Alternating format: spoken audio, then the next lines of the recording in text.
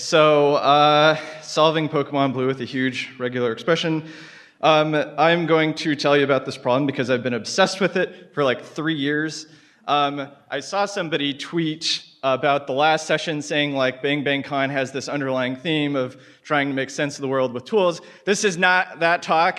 This talk is a frantic, highly obsessed talk about a problem that I believe exists and nobody else does. Right, okay. So I don't have time to explain all the practicalities. I should set a timer is what I should set. Because otherwise I will go over. Okay, so I don't have time to really explain all the practicalities. It's like a huge problem, as it turns out. So what I'm going to do is I'm going to give a brief explanation of what the game is, explain what my claim means. What do I mean when I say solve Pokemon Blue? Try to convince you it can be done and give you some intuition for how, and then pretty much everything else I'm just going to like punt, right? Okay, so Pokemon Blue, it's a Game Boy game. It came out in like 1996 or 1995. Basically, you play an 11-year-old boy. You want to be the best Pokemon trainer on the planet, and so one day you wake up and you tell your mom, and she's like, yeah, okay, that's fine, go fight strangers, yeah. All boys leave home someday. Right? And so you meet this funny old guy, and the funny old guy gives you like one of these Pokemon he's captured, and then you just start wandering the world, right? So as you wander the world, you encounter Pokemon, you try to capture them, you bump into people, and then you fight them duel style, right? So, and whoever's like Pokemon faints the last, or like doesn't faint, like they win and they get all the experience points, and that's how you like level up, okay?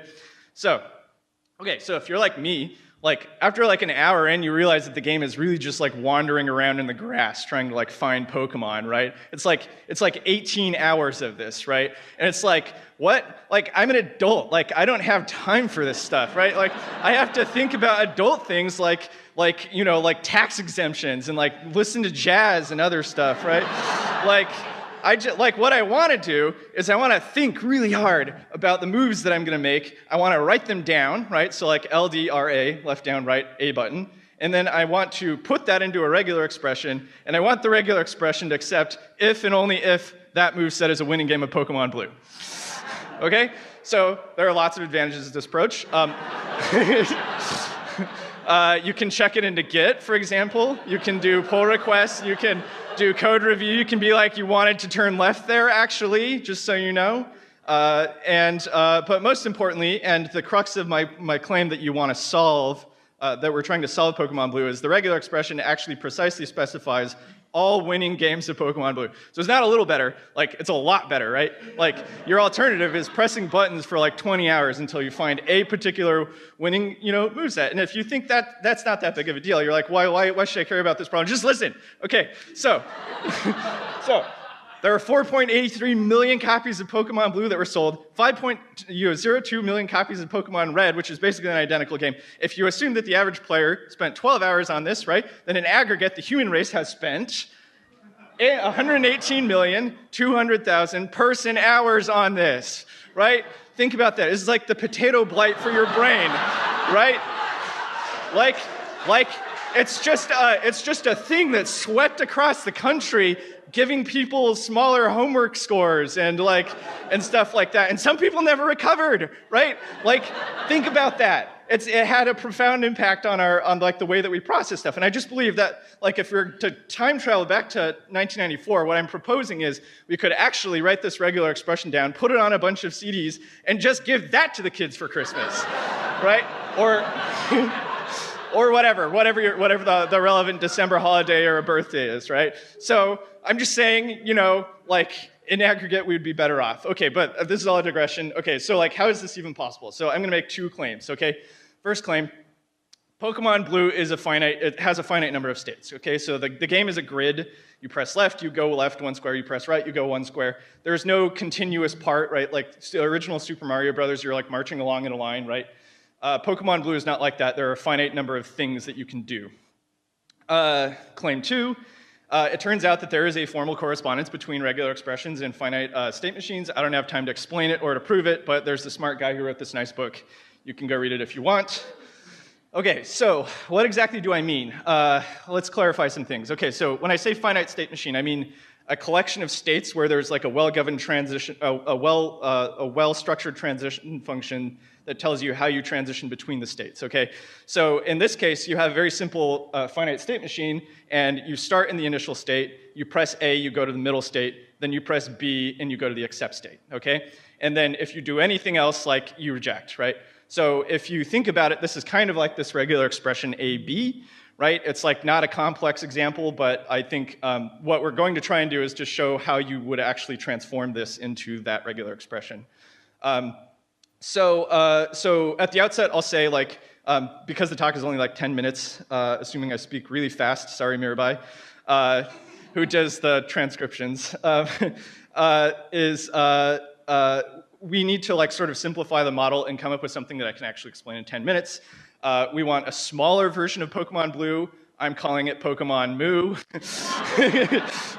not Pokemon Mew, Pokemon Moo, right? Okay, so, and then after that, hopefully I'll have time to give you some hints about what you need to actually solve this in like a practical way. Okay, so basically Pokemon Moo, we're gonna restrict ourselves to finding regular expressions that solve mazes, okay? So you take this small ASCII maze, the hashtag things, those are walls, the S is a start, the E is an exit. This is a slightly more complicated version of the previous state machine. Basically, it allows you to like travel back from the middle state. So you can go like right one and then left and then right and then left. But the trick is you have to go 2 rights in order to get to the accept, right? So like this accepts, like right move, that takes you to the accept state. Right, left, right, left, right, left, right, right, that takes you to an accept state, but like right, left doesn't, right? So you think about what this would look like in a regular expression. It should look something like this. You have RL star, right? So you can do RL as much as you want, as long as you end with 2 Rs, right? Okay, hopefully this makes sense. So now the question of like, how do we actually formalize that transformation? So we want to take the state machine, we want to turn it into a regular expression. Basically, we're going to use an algorithm known as the state removal method. The intuition is like, what if we remove this middle state, right? Like, how could we make an equivalent regular expression? So basically, you can see like if you look at this, like the edge from the start to the end state would just end up being like RR, right? So RR now becomes one edge. The RL thing that we saw before just becomes like a self loop on the initial state. So you can go RL, RL, RL, RR, right?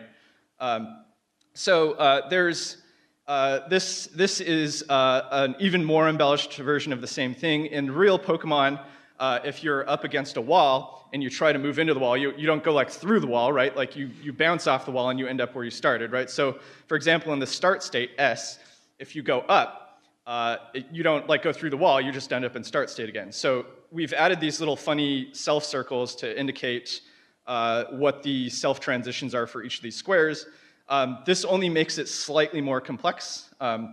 So you can basically take the same approach in principle, which is like you still have this RL thing, but in the middle of it you can also go like if you just trace along the map, you can go right, up, up, up, up, up, left, right, and you end up back at the same start space, right?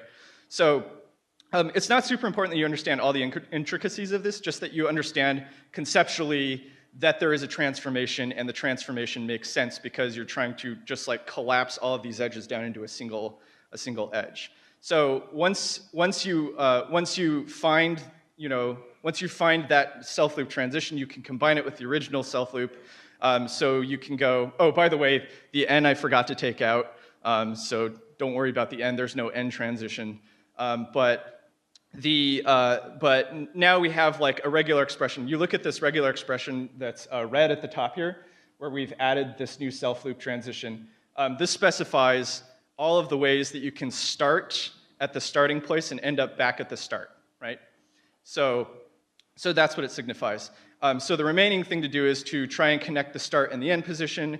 You apply something similar. Basically, the intuition is you want to go right and then down, but along the way you could go like right, down, right, or like any number of these things. So this right, down, right, and then right, up, star thing that you see is just trying to capture that idea that once you hit that node, if you like sort of hit the wall a bunch of times, you can do that as much as you want before you go down, and you win. So Pokemon Moo has, because it's so simple, like the data model is fairly simple. You basically have like 4 or 5 types of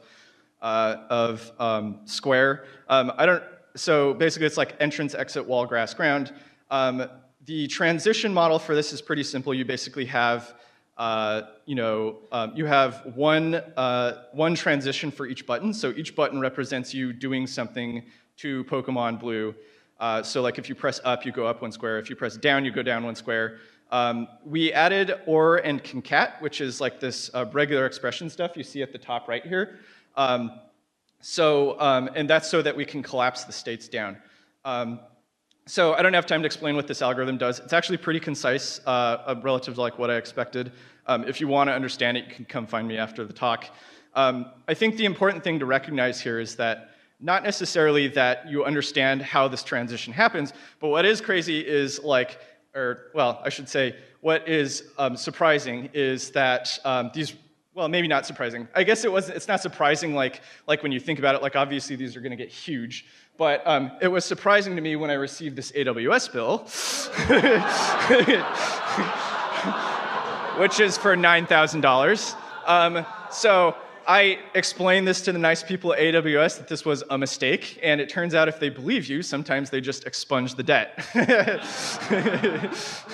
So, okay, so practicalities. Okay, so I just want to cover really quickly some of the things, some of the ways this state model differs from the actual Pokemon Blue state model. So in particular, like Pokemon Blue is like much more complex, right? Like not only does your location matter, but all the objects locations in the entire game matter, whether you pick them up matter, how many of each item you're holding, which Pokemon you have, what their moves are, what their levels are, all of this. Basically anything you would want to encode in a state file, like a save file, you need to represent that inside the state, which just makes the state space explode. The thing that is important to recognize is that the fundamental notion of equality between these states is what helps us develop a sensible transition function. So 2 states are equal if and only if all of these values are the same between 2 states, right? So the transition function is actually, I think, the most important, most interesting part, which I'm sad I can't talk about. So first of all, it's really complex. You can't get this information necessarily from map data. Sometimes you have to read the code, which is like Z80 assembly. So if you talk to somebody and they're like, oh, follow me to this other place, you're like, oh, great, thanks for, right? It becomes really hard because then you have to figure out how to wire that transition up manually. But the most interesting thing is like, how do you deal with randomness? Because you are walking through the grass and you have these random encounters. So when I first started this, I just like assumed like a random seed, and then that makes the rest of the random numbers deterministic, but then that explodes your state space exponentially and you never finish processing it. I realized later that you can use probabilistic regular expressions where the transitions are probabilistic. If you want to talk about that, I will talk your fucking ear off about that.